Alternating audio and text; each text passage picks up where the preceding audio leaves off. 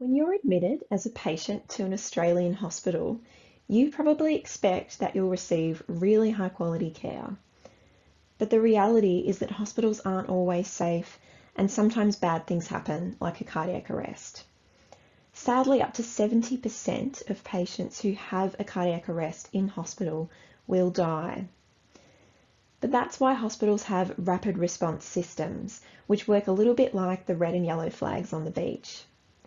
These systems support health professionals like nurses and doctors to detect patients who are showing warning signs that their medical condition is getting worse. Health professionals activate a different part of the system according to how sick their patient is in order to get the patient some extra help. My PhD is around one part of this system called Pre-Medical Emergency Team Review, or Pre-Met Review. With Pre-Met Review, warning signs like an abnormal breathing rate or blood pressure are cues for the regular ward team to examine the patient further and provide appropriate treatments.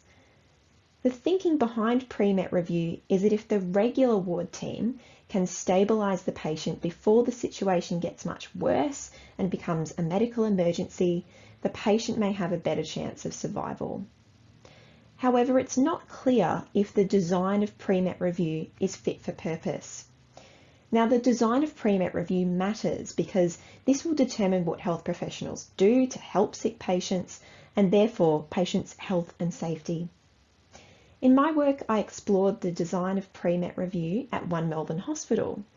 And to do this, I systematically analysed 19 hospital documents, including policies and procedures that outline how Pre-Met Review should be used. I found that the documents were mostly consistent with Australian standards, but there were three important areas for improvement. So first, there were inconsistencies in the cues for Pre-Met Review, which could be causing disorganised use of the system. Second, the steps to activate Pre-Met Review were really long and complicated, which could cause unnecessary delays in getting help for sick patients and increase health professionals' workload. Third, it wasn't always clear which health professional was responsible for doing what, which could be a barrier to good teamwork.